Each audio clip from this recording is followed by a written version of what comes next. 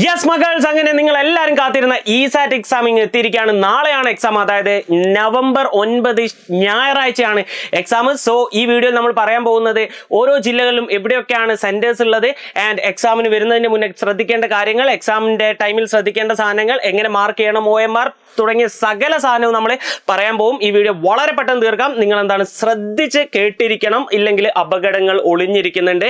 And just ഒന്ന് video pause ചെയ്ത് comment ചെയ്യുക നിങ്ങൾ ഓൾറെഡി രജിസ്റ്റർ ചെയ്തിട്ടുണ്ടോ ഇല്ല എന്നുള്ളത്. സോ നമുക്ക് കാര്യങ്ങളിലേക്ക് കടക്കാം. എന്തൊക്കെയാണ് നിങ്ങൾ നിർബന്ധമായിട്ടും ചെയ്തിരിക്കേണ്ട കാര്യങ്ങൾ? നിങ്ങൾക്ക് ഓൾറെഡി ഒരു അഡ്മിറ്റ് കാർഡ് കിട്ടിയിട്ടുണ്ടാവും. അത് ഇന്ന് തന്നെ പ്രിന്റ് എടുത്ത് കയ്യിൽ വെക്കുക. നാളത്തേക്ക് വെച്ച് കഴിഞ്ഞാൽ റഷ് ആവും. രണ്ടാമത്തെ കാര്യം നിങ്ങൾ എടുക്കേണ്ടത് നിങ്ങളുടെ സ്കൂൾ ID ഓർ എന്താണ് ID കാർഡ് എന്തെങ്കിലും എടുക്കുക. സ്കൂൾ ID ആണെങ്കിൽ ബെറ്റർ.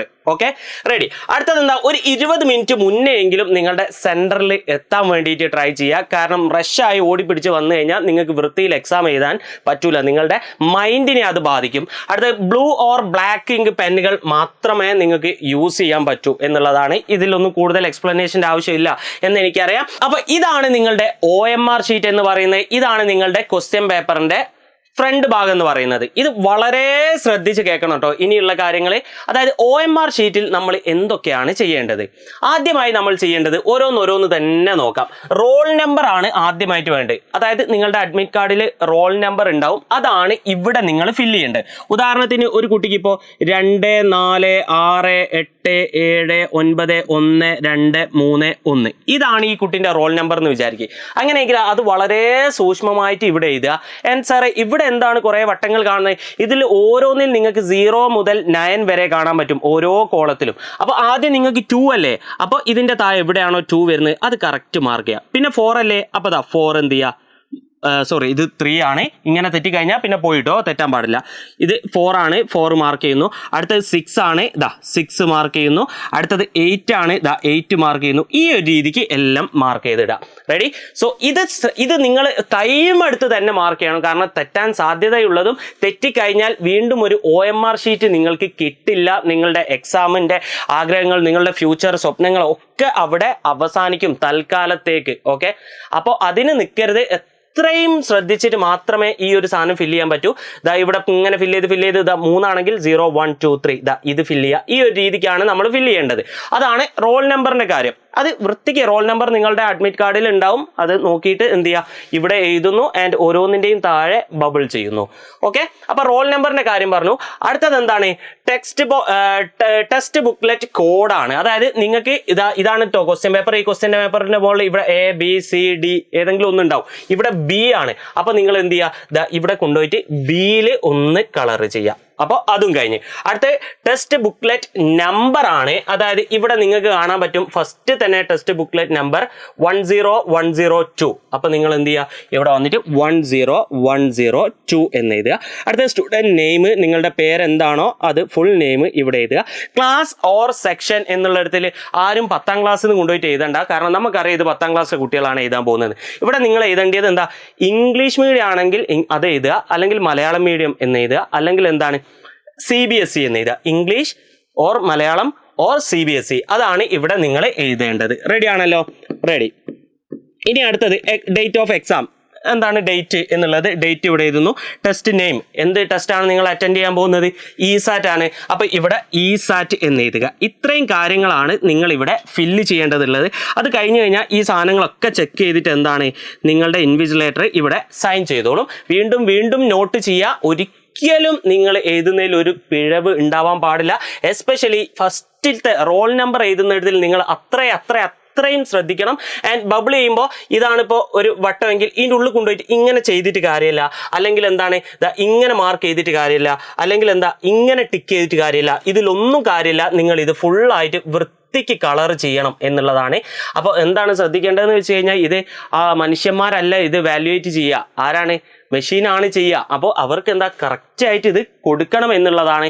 ആൻഡ് ഓൾസോ ക്വസ്റ്റ്യൻ പേപ്പറിൻ്റെ മൂലകളിൽ നിങ്ങൾക്ക് ഇതുപോലുള്ള ബബിൾസ് കാണാൻ പറ്റും ഫില്ല് ചെയ്തത്. അതിൽ വിട്ടുപോകരുത്. അതും മെഷീനിന് ആവശ്യമായിട്ടുള്ള കാര്യങ്ങളാണ്. അപ്പോൾ ഇത്രയും കാര്യങ്ങളാണ് നിങ്ങൾ ശ്രദ്ധിക്കേണ്ടത്.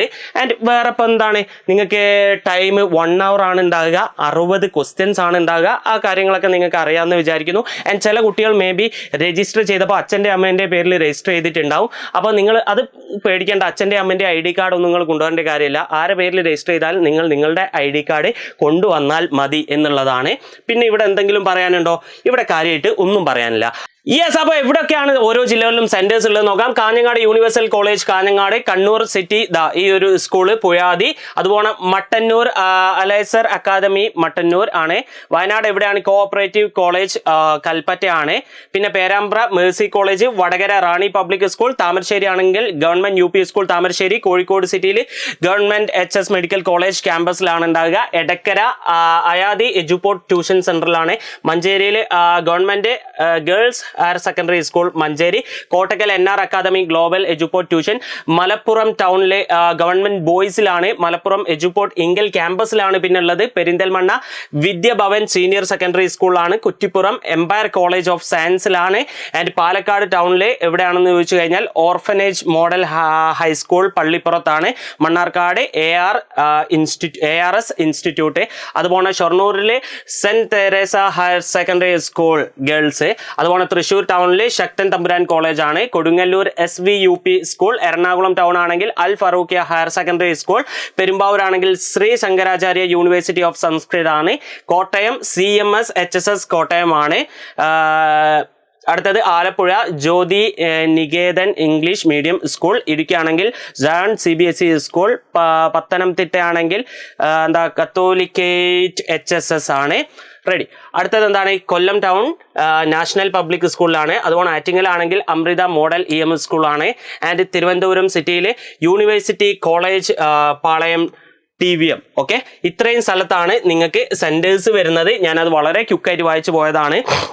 ആൻഡ് ഞാൻ വീണ്ടും പറയുന്നു, നിങ്ങളുടെ ലൈഫ് തന്നെ മാറ്റാൻ കെൽപ്പുള്ള ഒരു എക്സാം ആയിരിക്കും ഇത്.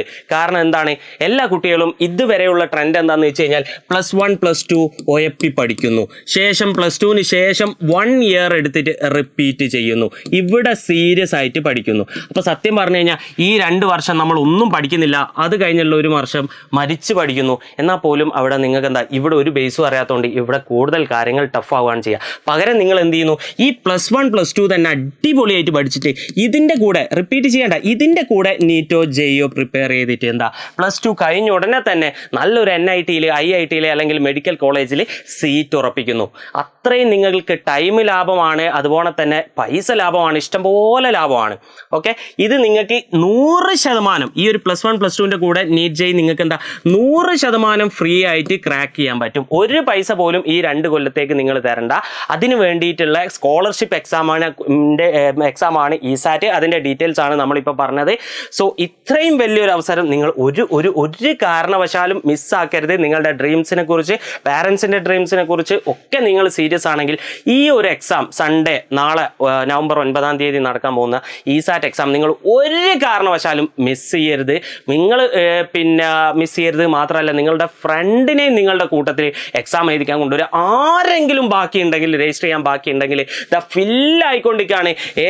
പിന്നെ ചില സെൻറ്റേഴ്സിലൊക്കെ അഡ്മിഷൻ ക്ലോസ് ചെയ്യാനായിട്ടുണ്ട്, രജിസ്ട്രേഷൻ കാരണം അത്രയായിട്ടുണ്ട്. ആൻഡ് എന്തെങ്കിലും ആരെങ്കിലും ബാക്കിയുണ്ടെങ്കിൽ ഇപ്പോൾ തന്നെ ഫില്ല് ചെയ്യുക. മേ ബി നിങ്ങൾ അരമണിക്കൂർ കഴിഞ്ഞിട്ടാണ് ഇത് ചെയ്യാൻ ഉദ്ദേശിക്കുന്നതെങ്കിൽ അപ്പം നിങ്ങൾക്ക് അവിടെ സീറ്റ് അവൈലബിൾ ആയിരിക്കുമെന്ന് പോലും അറിയില്ല. നിങ്ങൾ നോക്കുക, നിങ്ങളുടെ ഒക്കെ പിന്നെ വീട്ടിൽ നിന്നും കൂടിപ്പോയ അരമണിക്കൂർ, 3/4 മണിക്കൂർ, 1 മണിക്കൂർ അകലെയാണ് ഈ സെൻറ്റേഴ്സ്. അല്ലാണ്ട് തിരുവനന്തപുരം ഉള്ളവർ കോഴിക്കോട് വന്നൊന്നും എഴുതണ്ട. ഇത്രയും നമ്മൾ റെഡിയാക്കി തന്നത് കേരളത്തിലെ കുട്ടികളായ നിങ്ങൾക്ക് ഇതിൻ്റെ അവസരം നഷ്ടപ്പെടുത്തരുത്, ദൂരം കൂടി എന്നുള്ള ഒരു വിഷമത്തിൽ അവസരം നഷ്ടപ്പെടരുതെന്ന് വിചാരിച്ചിട്ടാണ്. സോ ഈ ഒരു അവസരം നിങ്ങൾ യൂസ് ചെയ്യുക. ഇനിയും രജിസ്റ്റർ ചെയ്യാത്തവർ പെട്ടെന്ന് തന്നെ ഈ ഒരു മിനിറ്റ് തന്നെ താഴെ കാണുന്ന ലിങ്കിൽ ക്ലിക്ക് ചെയ്ത് രജിസ്റ്റർ ചെയ്യുക. ആൻഡ് അത് രജിസ്റ്റർ ചെയ്യാൻ നിങ്ങൾക്ക് എടുക്കാൻ പോകുന്നത് 30 സെക്കൻഡാണ്. ഇതായിരിക്കും ഇന്നെടുത്ത ഈ വർഷം നിങ്ങൾ എടുക്കുന്നതിനെ വെച്ച് ഏറ്റവും ബെസ്റ്റ് ആയിട്ടുള്ള ഒരു തീരുമാനം. സോ വീഡിയോ ലൈക്ക് ചെയ്യുക. ESAT എക്സാം എഴുതാൻ ഏതെങ്കിലും കുട്ടി നിങ്ങളുടെ ഫ്രണ്ട് ഉണ്ടെങ്കിൽ, ഏതെങ്കിലും നിങ്ങളുടെ ഒരു ഫ്രണ്ട് ESAT എക്സാം എഴുതുന്നുണ്ടെങ്കിൽ അവർക്ക് ഈ വീഡിയോ അയച്ചും കൊടുക്കുക. സോ നമുക്ക് എജുപോർട്ടിലെ പല ഫാക്കൽറ്റീസും ഈ പറഞ്ഞ പല സെൻറ്റേഴ്സിലും വരുന്നുണ്ട്. നമുക്കൊക്കെ നേരിട്ട് കാണാനുള്ള അവസരം ഉണ്ട് അവിടെ. സോ കൂടുതലൊന്നും പറയുന്നില്ല. See you. Bye.